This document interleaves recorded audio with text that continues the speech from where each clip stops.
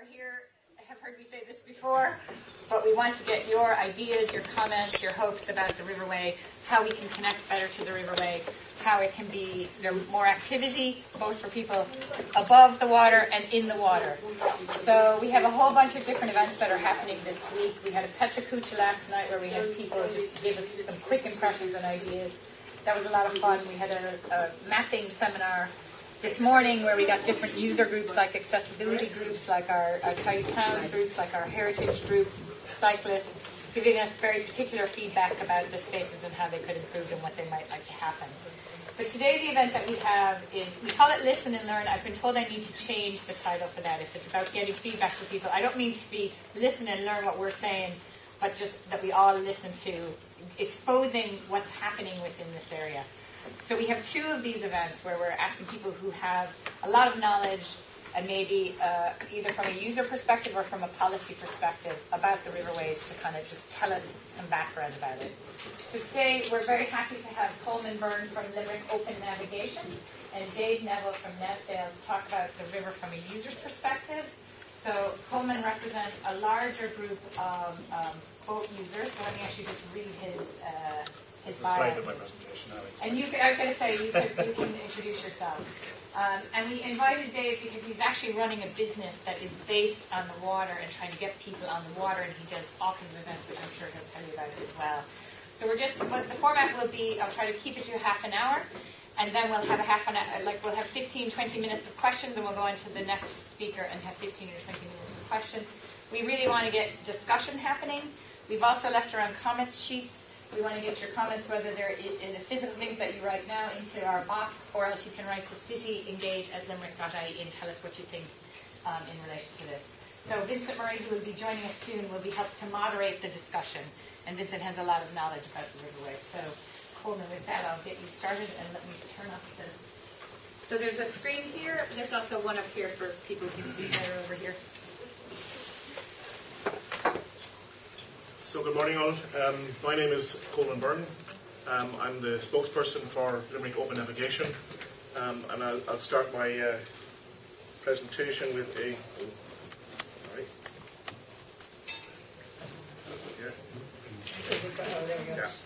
With a quick question. Riverfest, as we all know, is happening next week. But as far as we know, there are no plans for any boats from up the river to come down to Limerick for the event. And the question I would like to ask is why. It's a very valid question, and hopefully in the next 20-30 minutes I'll try to explain to you why people don't come down. And hopefully we'll inform everybody of some of the issues. So, first of all, I start out with talking about Limerick Open Navigation Group, who we are, what we're planning or trying to do, then explain some of the obstacles, challenges to navigation in Limerick, and then some potential solutions, and then we have the questions and answer session. Hopefully, if I don't know the answer, there's some of my colleagues here who will be able to answer for me. Let's move on to the Limerick Open Navigation Group. It was formed on the 21st of March this year, so not too long ago, at an open meeting at Shannon Rowing Club. We had, at that time, we had Inland Waterways Association of Ireland, of which I'm a member, which is why I was there. We had the Curraghour Boat Club, we had St Mary's Parish Men's Shed, we had Foynes Yacht Club, and who else is in there? Gary Kennedy Sailing Club and Inishcaltra Sailing Club. They were all members of the community that are using the waterway in Limerick, either going through or in Limerick. So we all decided we needed to get together and try and create a critical mass to try and create an objective, which was basically to try and convince the key stakeholders in Limerick, which is in the waterways, which is Waterways Ireland, Limerick County Council and the ESB, to try and make the navigation safer and more usable for people so that we can encourage boats to come down into Limerick in a safe and friendly manner. What are the obstacles? So there are 3 or 4 obstacles. There's the water flow rate on the river, on the Abbey River, is one of the key obstacles, and I'll show you an interesting video in a minute. There are challenges. There's slightly different challenges for big boats and small boats. What I'm saying there, small boats are boats which have like rowboats, small dinghies. They have low water draft and they have low air draft. Air draft is the gap between the water and the bridge. So They have a different challenge to a cruiser if they want to come down. Cruisers generally have a relatively low water draft, but they generally have a higher air draft, and sailboats have it the other way around. They have a relatively low air draft, but they have a very high water draft. So you need to come into Limerick at different times because, as we all know, and I say it a couple of times, but Limerick is tidal. People don't really understand that sometimes. And so the water flow rate, what is the challenge? Depending on the number of turbines running, you can have up to 17 knots of water flowing in the Abbey River. 17 knots for people is 17 miles an hour, approximately. For the boaty guys, that don't correct me, it's not quite. But and, there are very few boats in the world that can go at 17 knots. To be able to use a water flow at 17 knots, you need to be able to go faster than 17 knots. Because if you're going upriver, you need to go faster than 17 knots, so you go nowhere. If you're going downriver, you need to go faster than 17 knots so that you can control the boat. If you can't go faster than 17 knots, you can't control the boat. You can't steer the boat. There are very few boats will risk the navigation at medium to high flow rates because they'd be crazy to. But the problem we have is the predictability of the flow rates. If we know what the flow rate is, then we can wait. And we can say, okay, low flow, there's a high flow rate today, we can't go today. Low flow rate tomorrow, we can go tomorrow. And that's fine.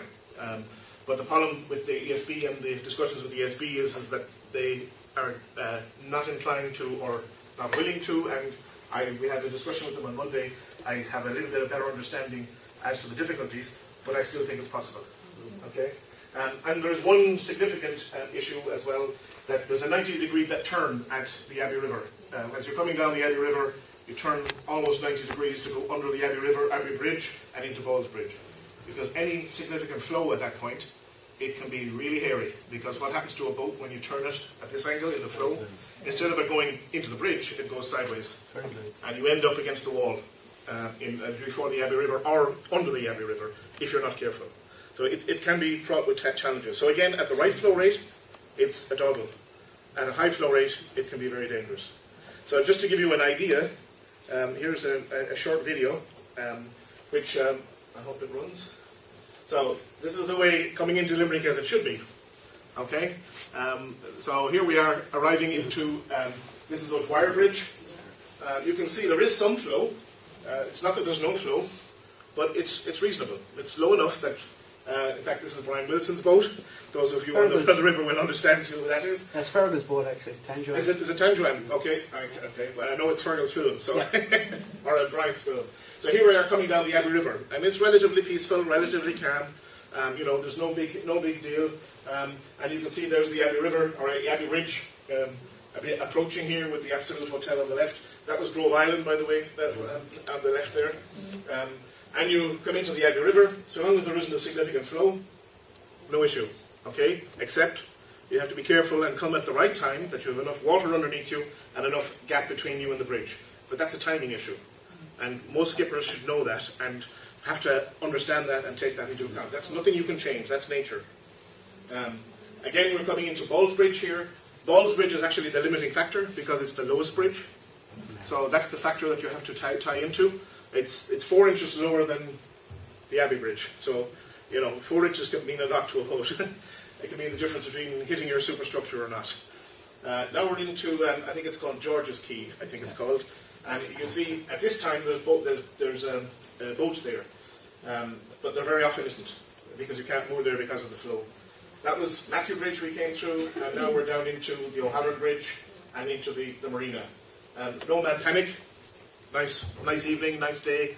No big flows, and perfectly reasonable and possible to do. Pardon? Sorry, you see my boat. Oh, that's Andy's boat there. And a very experienced skipper. Yes. Yeah, Fergal would be a very experienced skipper as well. Let's put it that way. You need to know what you're doing, especially when it comes to the tides. I wouldn't be saying that hire cruisers could come down to Limerick ever, because they need to know what they're doing, and most of the hire cruisers, skippers don't, because that's why they hire them. But most normal users who have a boat should be able to get guidance from people who've already been there, or there is guidance available, and there is information out there as to how to navigate Limerick. Most people come down in group first time. Correct, and people come down very often in groups. So that's fine. Now, this is the way it can be, and this is the way it shouldn't be. Okay? So first of all, one of the big problems is this is the Matthew Bridge, and you see the flow going through the bridge. And if you look carefully, then you'll actually see a step of about a foot. And that's one of the issues that was created when they put in the weir, and they dredged the water, they banked up all the muck on either side, and they force all of the water through the middle arch. So you get a large water flow going through the middle arch, instead of spreading it out across the three of them. So you can see that's, quite significant. There's the step. Okay? So a boat has to come and get over that if it's going up it, or when it's coming down, it has to go fast enough that it can control itself going through there. So next we go through on the same day, this is from the same video, you'll see two boats coming down, and I would like you to watch what happens to the second boat when it comes down. So this is the first boat coming down, and it's a little bit like a rodeo, hee-haw, because you have to go fast. Why do you have to go fast?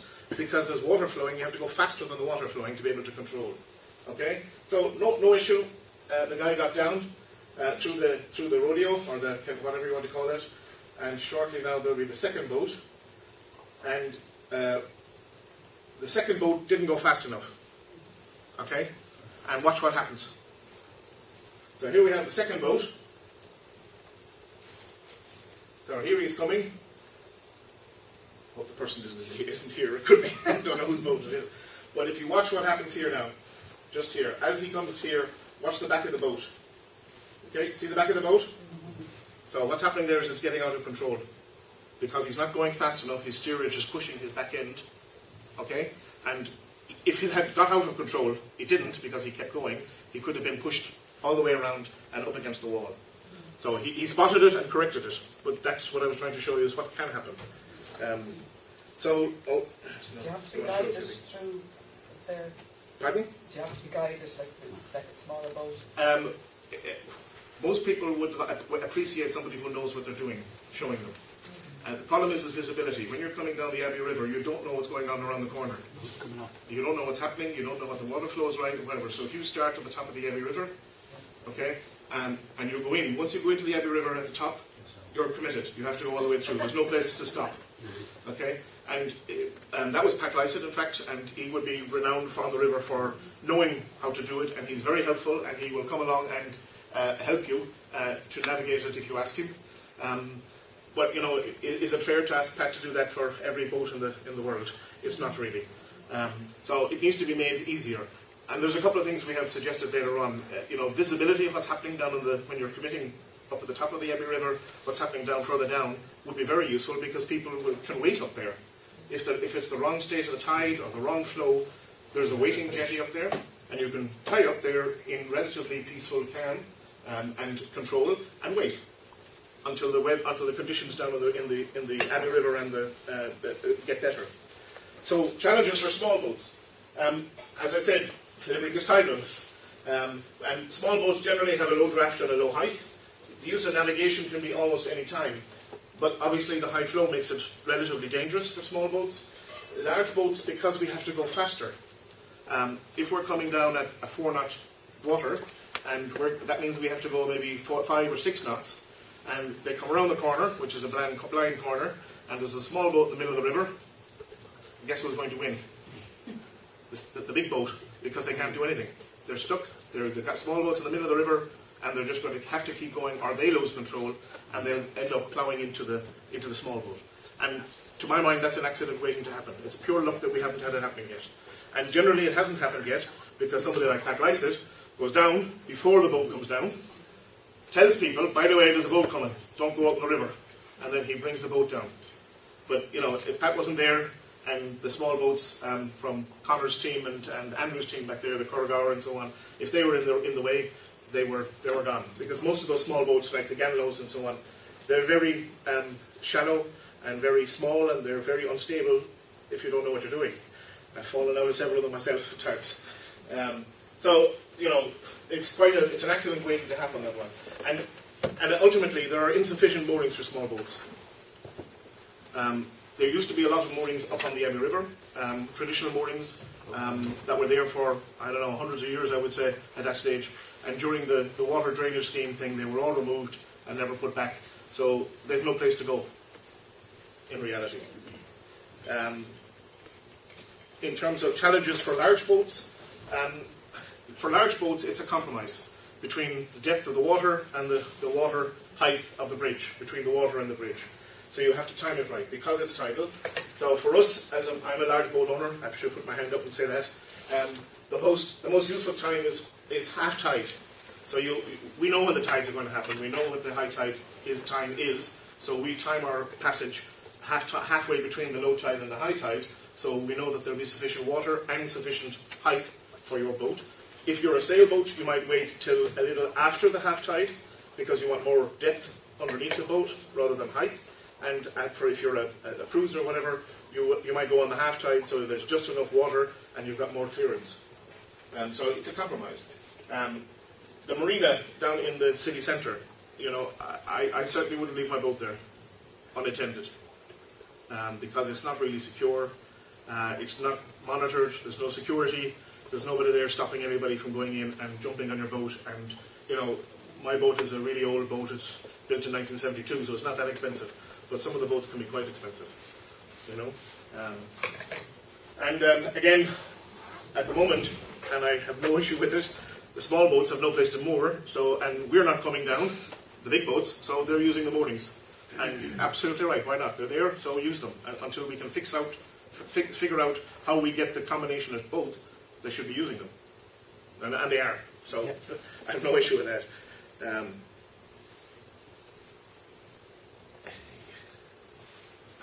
In terms of another challenge for all boats, and this is the lock opening.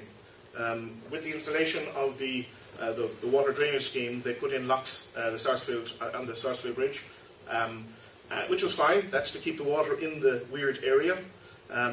Traditionally in the past, there was no locks there, so boats could come down and they didn't have to worry about the lock, they just had to worry about the tide. And so at the right side of the tide, you could come down and go straight out and off you went. Now you have a lock there, so it has to be opened. And unfortunately, Waterways Ireland, and I just put it in there, on the 24th, which was last week, and probably on my instigation because I kept calling Charlie Lawn and saying, what's the plan? They put out a plan. And the plan is 1 hour a week on a Friday. At least this year, they timed it with the tides. Yeah, last year they didn't even time it with the tides. So, yeah. So, in effect, 1 hour means, it takes no account of the weather or the water flow or the water height. Okay? And, if you miss the hour because the lock was delayed and under pressure, sometimes they get stuck and they take a little bit longer, you have a week to wait to get out. So, in effect, the waterway is closed. You can't use it. By that simple fact. So, we have a potential solution in the next slide, which, takes a bit of money, but it could solve the problem. Both the users wishing to transit in either direction need to know that they will be able to get through the gate. So if they don't know, okay, now we know, it's 1 hour on a Friday, but hitting that slot of 1 hour on a Friday is virtually impossible.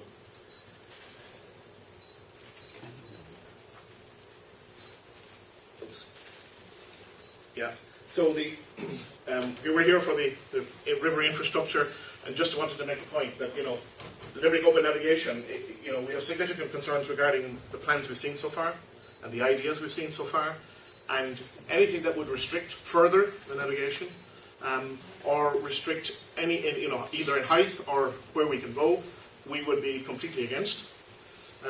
However, the current proposals that I've seen, and there's a lot of them out there, but all of them have the potential to block the navigation completely. We're happy to support discussions, participation in finding an appropriate use of the river that can be used by everybody. We understand, we like to get people down on the river as well, just as much as anybody else. So if we can find an appropriate solution that everybody can use the river, then we're all for that. So we're willing to participate in any discussions. I already had discussions with Rosie to try and find a solution that suits, the boat users and the walkers and the canoeists and the sailors and the cyclists and whatever, all alike. And there are some solutions.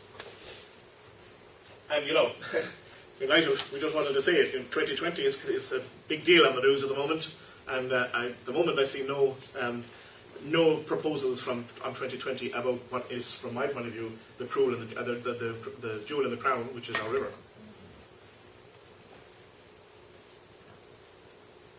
So, potential solutions. Published times of zero turbines would be our desire. Okay, we actually had a meeting with the ESB on Monday to discuss this with them, and I have a better understanding now of their situation. But I still think it can be discussed and negotiated a bit further. The problem that we have, and I understand it now, you can't stop the river. So if the water is there, okay, they have to let it go. And how do they let it go? They turn on the turbines. The bypass around the Ard Crusha is, of course, through Partine Weir and down through Catherine-Lish. The statutory requirement is that you put 10 cubic metres per minute down there. If you put any more down there, we end up with the floods we had during last year, because they had to let it go. They couldn't stop it. That's why it came down there. So, you know, it's a compromise. What we had it on, ideally we'd like zero turbines, but we can do it on one, at least. Okay? So long as we know. And 2 becomes more difficult, 3 is impossible, 4, forget about it. So, you know, so long as we know when they're doing it, and it's predictable, and we can say, when you're going to have one turbine running, will it coincide with the 1 hour on Friday? Today, that's what we have to ask. Then we can do it. But at the moment, so with the ESB, if we could agree some level of predictability of the water flow, so that we could then plan to be at the right time on the Abbey River. The other one is to automate the lock openings. So all of the Sue, which is the Shannon-Earn waterway, which goes from the Shannon all the way up to Lough Erne and up to Enniskillen and so on, all of the locks along that area are automated. There is one lockkeeper, I think, who looks after the whole segment, and if you get in trouble, you call him and he'll come and help you. But other than that, you go to the lock, you put in your card, press the button, the lock opens, the lock closes, and off you go. It's perfectly possible and feasible to automate the lock in Sarsfield. There are some limitations, like you can't open it 2 hours either side of low water, because there's no water outside the lock, so you can't open it. But that's a natural phenomenon you can't change. But that could be built into the program, which says if you try and open it in those 2 hours, they won't allow you, which is perfectly normal. And one of our suggestions would be to develop Grove Island or the Park Canal as moorings, in particular for some of the small boats, so that there's a place for them to go, or even the large boats. I mean, if you're coming down the Abbey River, and you can then turn and go back into the Park Canal or up into the canal, the Grove Island area, turning back up into the stream is technically possible if you do it right, or if you know what you're doing. It's easier than sometimes going under the bridge, because you don't have a bridge to worry about. So you could turn and go in there relatively easily. Of course, not at 4 turbines or 3 turbines, but one would be perfectly okay. And provide safer, secure moorings for visitors and regular users. The current scenario where anybody comes down there in the middle of it's smack bang in the middle of town, people with a few beers on them, they think nothing of coming down and jumping on your boat. One of the favourite pastimes seems to be getting up in your boat and having a picture taken, a selfie. So I don't know why they like to do it, but that's what they do. So those are some of the potential solutions. There are a couple of others which we didn't put in here, which we could discuss as well. For example, having some kind of a display at the top of the Abbey River, which told you what was happening down below. What was the speed of the water? What's the state of the tide? And said, look, don't go down there yet. Green light. Water's too high. Stop. And then everybody would be happy to stay up there until, if they knew that, okay, I'm too early or I'm too late, then they have to stay. But at least they know not to come down, and because once you come down, you're committed. So having something up there to indicate whether it's safe, in particular the water flow. One thing I discovered at my meeting on Monday, which I didn't realise, the ESB, they measure the water flow that's coming down. They measure it at the Partine Lock, and they measure it at Ard na Crusha. And that's what they do to calculate their water flows and the water coming down. But unfortunately, there are 3 or 4 rivers downriver of Ard na Crusha, the Mulcair and the Blackwater, and there's another one, I can't remember what it is. But they also contribute to the flow that comes down through the Abbey River. So you could have one turbine running in Ard na Crusha and have the Mulcair and the other rivers in flood and actually have too much flow. Nothing to do with ESB.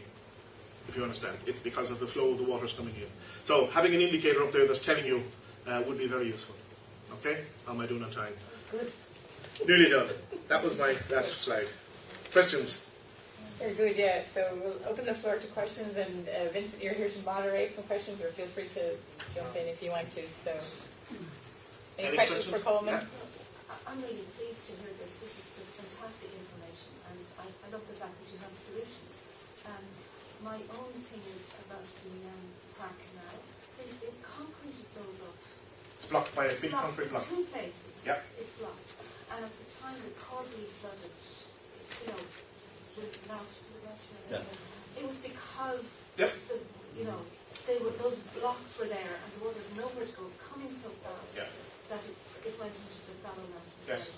I'd love to see those open. And I think So would we. It would also, if you could, there's a great picture here that I'm looking at of the canal, the lock gates the way it used to, and it seems to be all overgrown, and I think it'd be great to get it back to its old navigable, even for the first make of it, Well, I think Limerick Open Navigation would also very much like to see that. We'd like to see the water back in the canal because it can be used for moorings, but also for some of the smaller boats. I mean, the cruisers, for example, and the sailboats, they can't use it. They can use the canal, but they can't go out into the river up there because up there it's too shallow. But it's fine for the people like Dave Neville here, for example, could use it. Take people up the canal up to the Plassey or whatever. If you wanted to, can you not want to? Was it? Actually, Colman, with the walk that we did 2 years ago with the Bosworth group, we discovered after walking the whole of the canal that the condition of both the park and the Erna are exceptionally good, and they are holding water currently. The actual money needed to bring those back into any kind of use is minimal on the canal. The big money is that you would have to put in some sort of a double or triple lock at the flooded ground. That's where the kind of money would be needed. But by doing that, you would bring back onto the navigation 2 towns, Castleconnell and O'Brien's Bridge, and you would be able to use from Killaloe and the Upper Shannon down the hallway into Limerick, into the back of the university. It could be worth an absolute fortune for a reasonably, modest. I won't say small is not the word, but for a spend that would be very quick to actually regenerate itself back. It also would enliven that section of the canal at the moment, I think. Absolutely. Because if you have people there in boats and constant movement, you don't have vandalism and drinking parties. I'm a litter picker down there myself, so I always know the litter comes in multiples of 6, and it usually ends in the canal. Yep. And we can do what we can in the back. It drives me crazy that we can't reach. I mean, we need somebody with a boat to do. I think Limerick Civic Trust are trying to, the walkway are trying to work on the walkway. Yeah. Part of the problem here is that area, I mean, there are trees growing on the bank of the canal, and there was never intention. The trees on the bank of the canal can't work because you can't have in the old days, you couldn't have the horse with the rope, with the towpath. So they were never intended to have trees. Plus the root system will damage the place. Plus the root system will damage the canal. But unfortunately, they've been declared as SACs. That area, and it needs to be changed because that's a man-made structure. It's not a natural phenomenon. I agree in terms of something being an SAC. I would like people to view SACs in a poor form or a bad form. We don't. Development is always possible within SACs, so long as it is done correctly, done in conjunction with all the statutory agencies that need to be involved. Yes, it is all possible. I fully it's agree. Just in how it's done. I fully agree with you. The difficulty is that some people, some organisations, and I'm not going to name them, use SACs as a thing, say, sorry, you can't touch it. Yes. And for me, that's not acceptable either. An SAC for let's take the Park Canal, which was a man-built one, so long as it's done, I agree, and in association with all the statutory bodies, it's done relatively well and done in a way that minimises the disturbance. There's going to be some disturbance, but minimises the disturbance and doesn't just hack and slash. Then I would fully agree with you. But it makes no sense for us that a man-made structure is an SAC. Well, at least me anyway. Well, sorry, Maybe it not. does, but it's a whole other argument. But I had a point to what you mean there, and the area you're talking about is called Troy's Lock, and the concrete block in the canal is there in the absence of there being lock gates there, is my understanding, in that there was a project here maybe 10 years ago called Water in Historic Cities, and they started to do the canal up, but the money that was supposed to come never came for it, and it got abandoned.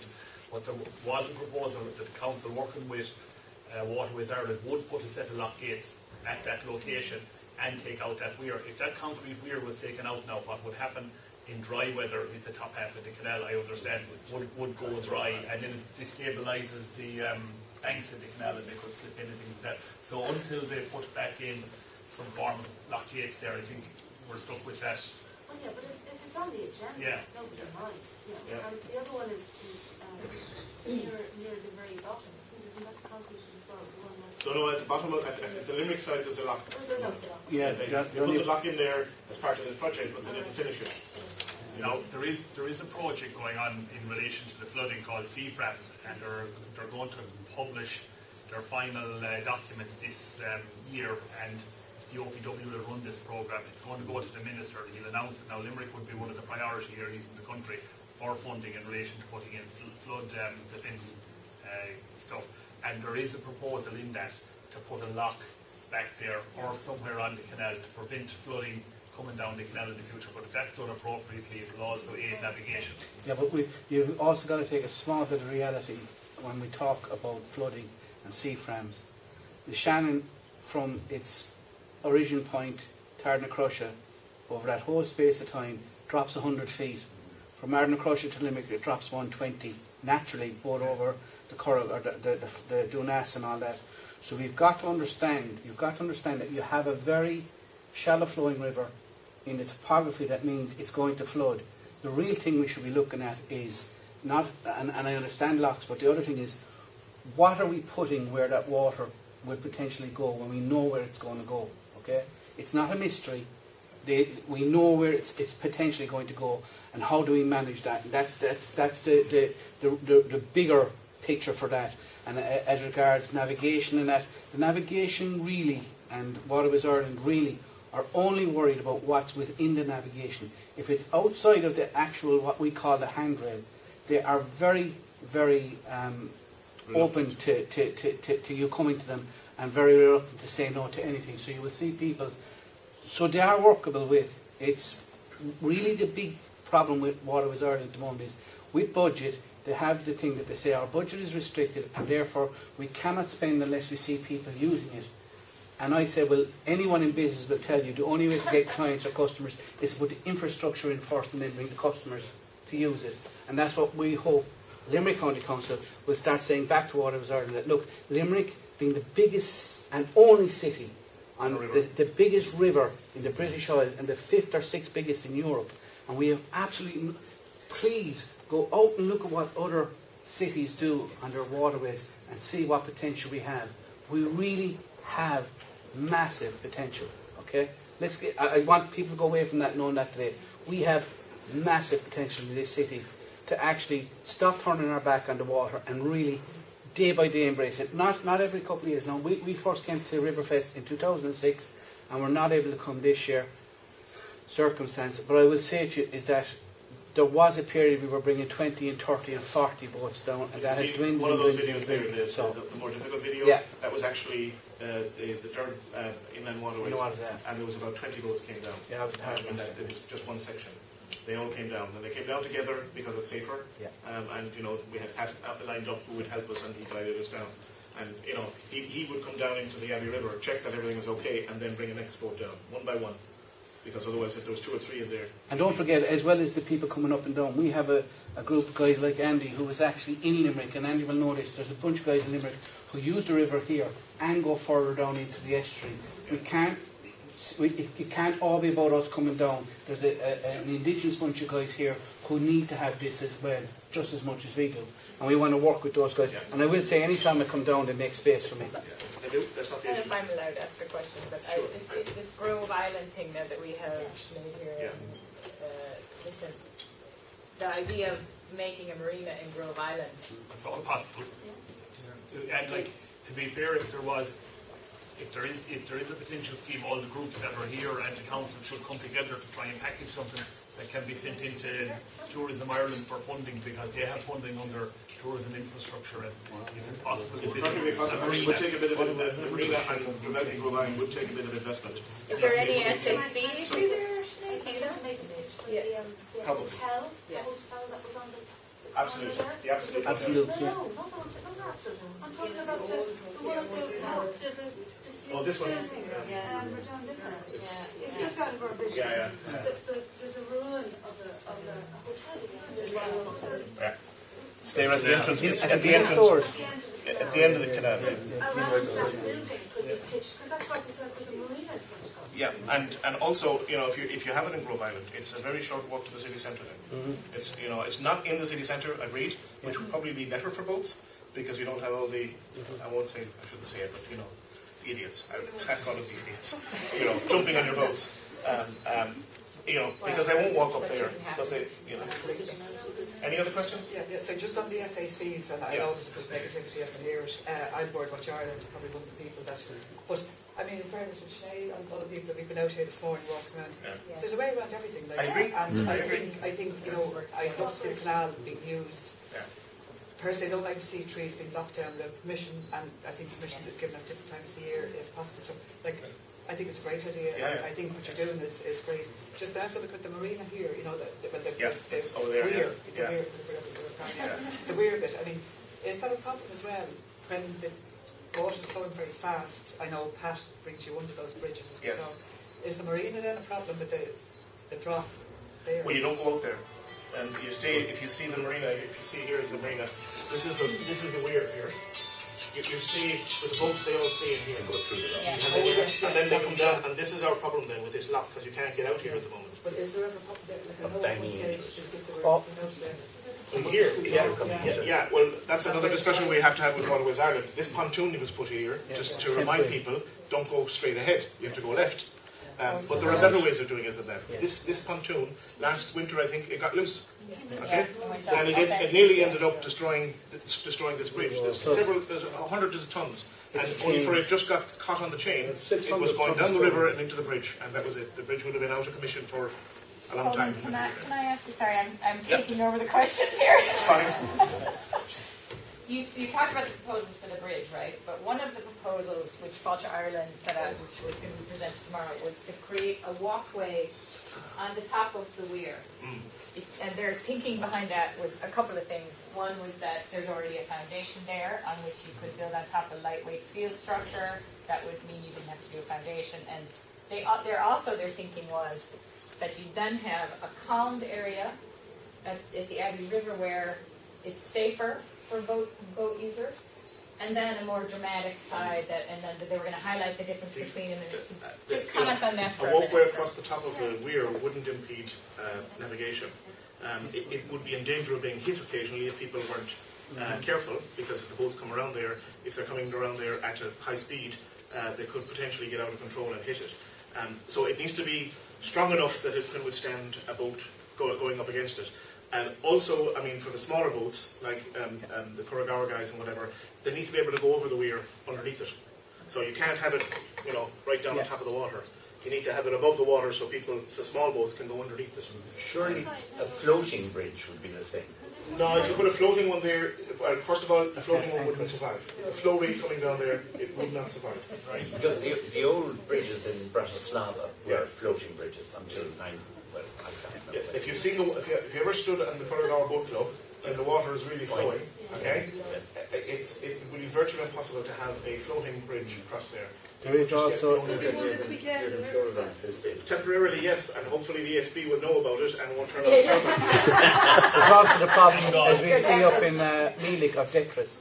Like Meelick Weir every year gets fairly badly hammered with detritus on its structure. This is the The other problem thing. is not during the summer. Okay, during the summer, it'll be perfectly okay, because during the summer, there isn't enough water coming down for them to run 4 turbines. But in the winter, there's so much water, they have to run 4 turbines. And 17 knots, with 4 turbines and no tide, that's a lot of water coming down and going over the weir. And there's very little will survive that floating, if you know what I mean. This pontoon here that's already there, it got loose last year, simply because there was so much flow. And it was just pure luck that the chain got caught. and I think Conor or maybe Andrew, one of the lads in the Corrigour, called the fire brigade, and they lashed it to a bollard on the other side of the Corrigour to make sure it didn't go any further. Because if it had, it would have gone over the weir and then straight down into the bridge and could potentially have taken out one of the bridge supports. Well, that was 600 tons of pontoon, which was chained with massive change to the riverbed. And the Abbey River just picked it up like a piece One of advantage I would see with the walkway across the top of the weir is you remove that pontoon, and now you've got a walkway which everybody can see, and they know, oh, can't go that way, I have to go somewhere else. So it gives a better indication to people, so you don't need this ugly looking pontoon. You put the walkway there, and you can put a big sign hanging off it, turn left. You know? And so we had a fellow in a wheelchair here today, and we know that there are issues with navigating the Central Holland Bridge. And he also told us that when he goes out to do the circumnavigation with his mates, he has to go a different way because it's. But I mean, there's an interesting one of the solutions that was talked about there was coming across the top there and then going in behind the Curraghour Boat Club and kind of then continuing the route along there.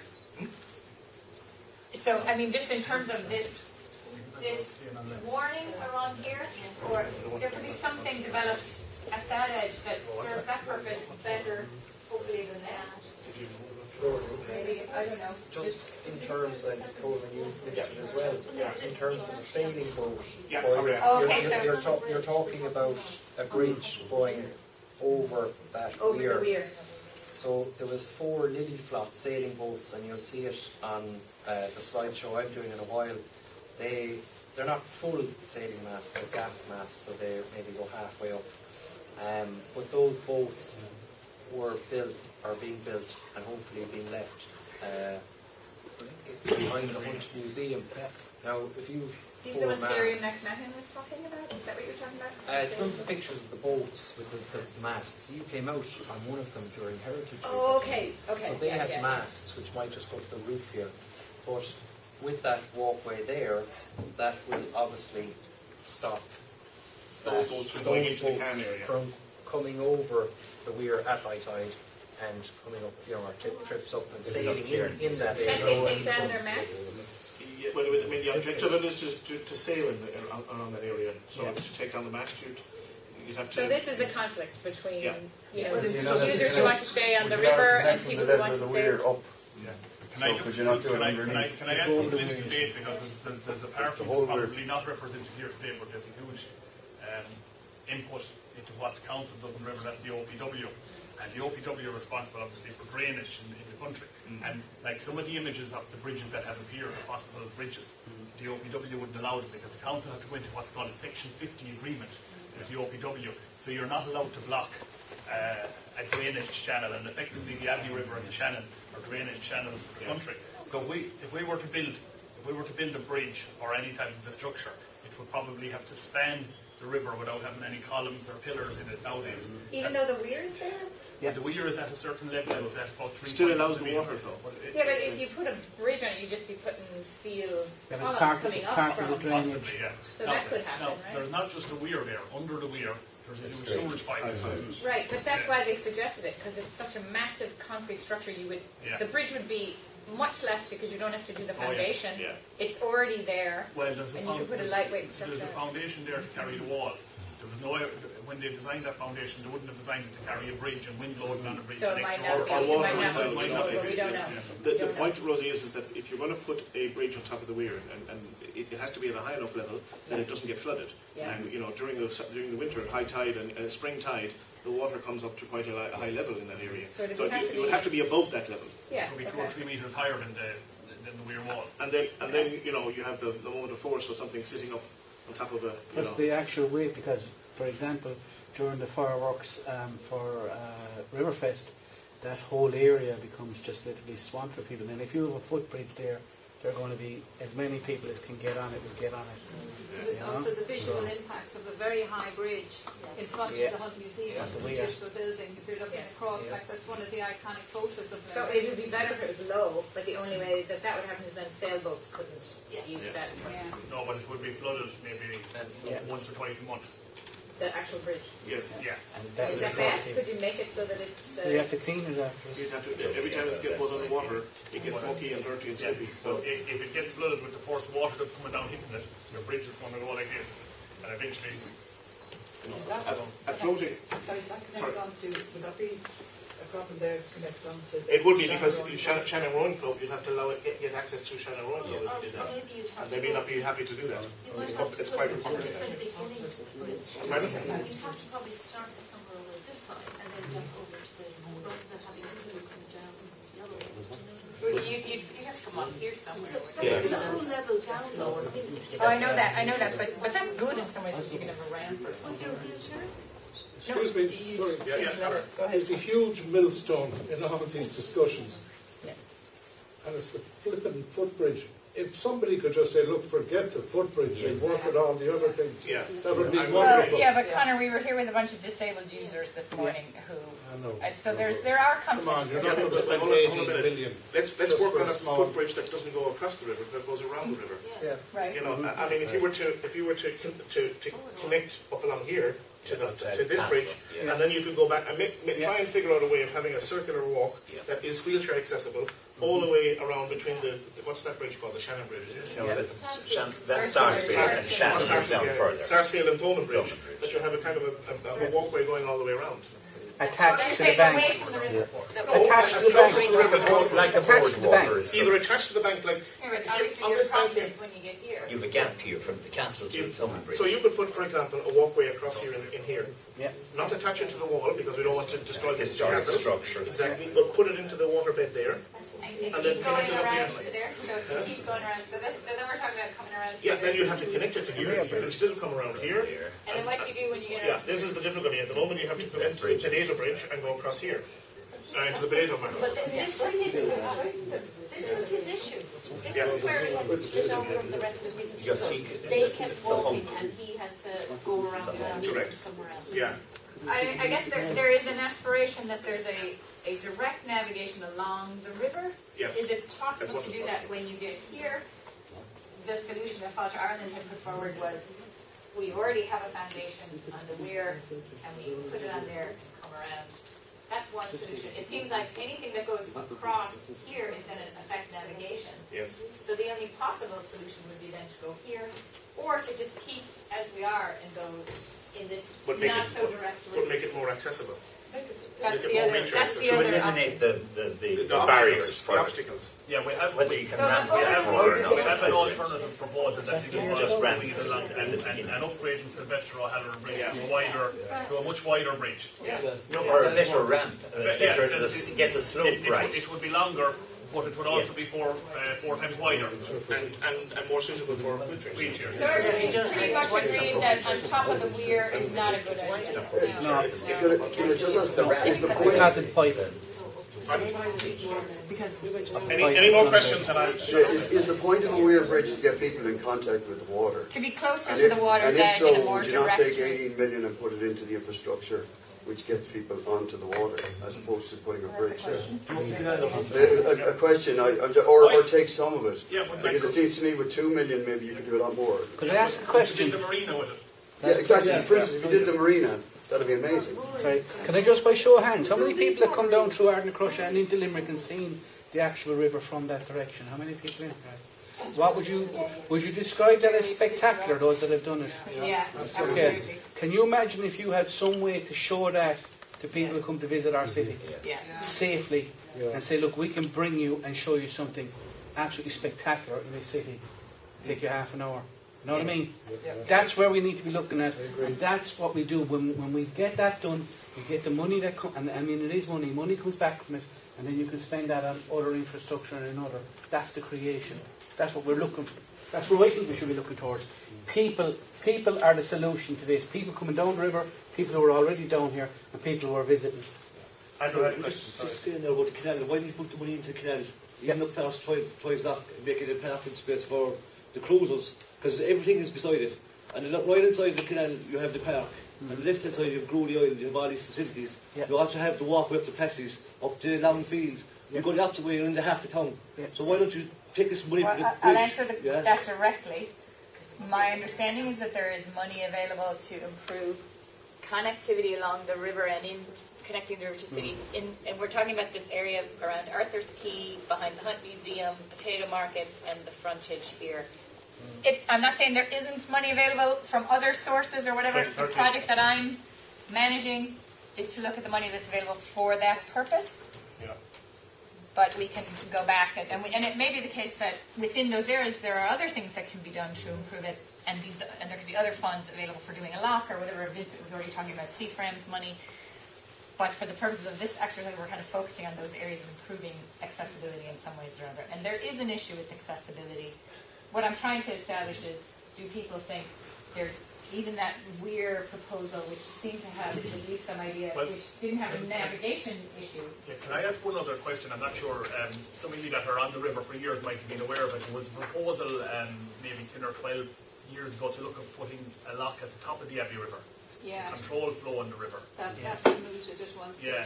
And nothing really came of it. Some guys now retired had discussions with, I remember them at the time having discussions with Waterways Ireland, and they did look at the feasibility, but obviously it was an expensive project, so it never went anywhere. But is something like that, would that be of benefit to travelling on the river? Or just well, absolutely, yeah. You've a rowing club there. They mightn't be too happy with the lock at the top for their river. If you could put something not quite as structured as a lock, but as sort of a deflector at the top of the Abbey River at the Shannon, so you're deflecting most of the flow down. Something like we have in Drummond. That piece that you go to Drummond, you'll see that they've built out a big breakwater. That you actually come in on the other side of it, and the second you're actually at this side, the flow has gone away from you, and you're still able to actually access. You're not going through a lock. It's like a breakwater. You're just driving around it and into the calm water. It would force most of the flow then down the ocean, down the main river. And then it would make the Abbey River much more usable for everybody. Particularly small. Even in times of high flow. We were talking last night about at the Petty Creature, last night. Yes. It was last night, yeah.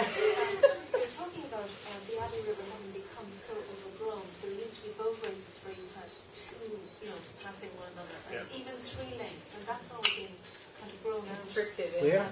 So that would need to be cleared up, and the moorings put back. I'm sure that would help. But you see, if you had the control of the flow in the Abbey River, then putting the moorings back would be very easy and very useful.